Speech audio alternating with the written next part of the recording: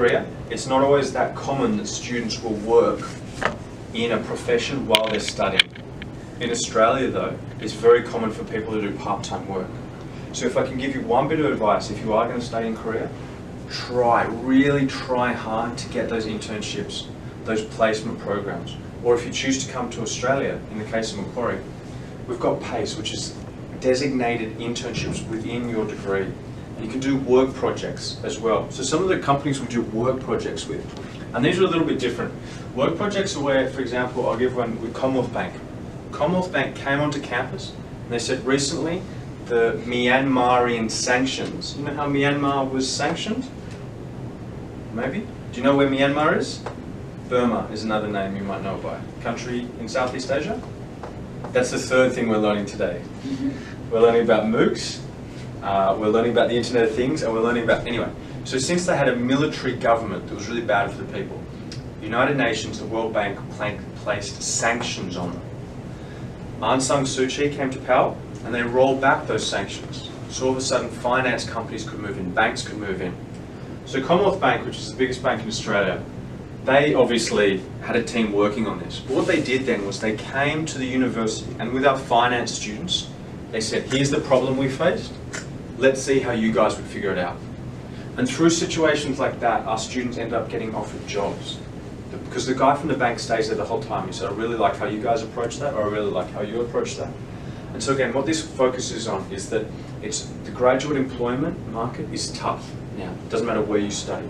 If you study in Australia and go back to Korea, having that English degree is no longer guaranteed that you'll get a job. So having practical work experience is really important.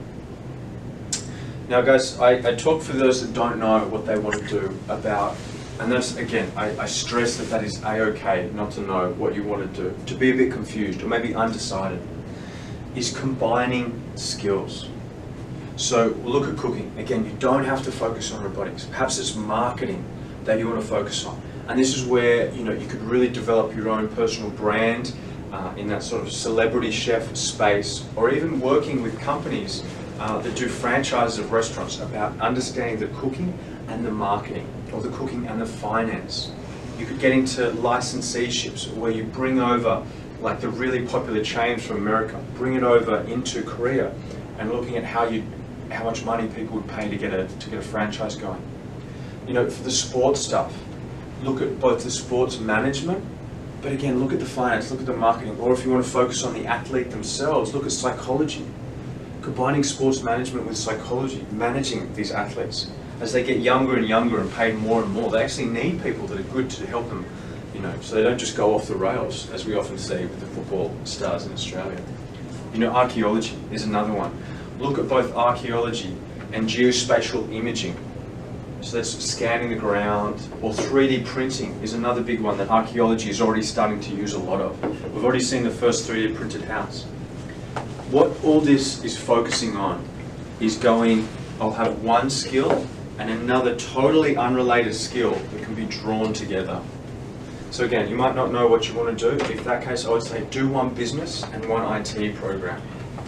And those sort of skills, they get snapped up so quickly by employers. They really do love it.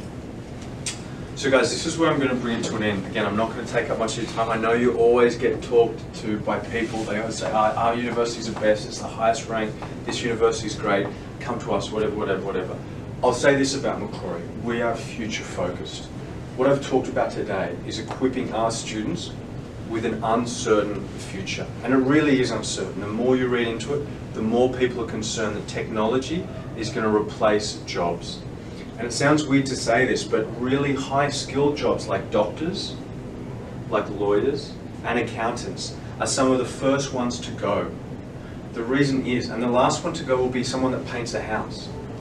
The reason for this is that companies can save so much money by having software doing it instead of a human. It sounds scary, it sounds like this is something that's going to be going on in the future, but really guys, for you, you've still got like 5 years maybe until you graduate. This is where it's going to be happening. This is the real risk that you're going to have to face. Working in this digital era, the way you get around that is by embracing it. Look at robotics if you really want to get into that robotic cooking. And believe me, look up online robotic chefs, they already exist. And more they can do things more perfectly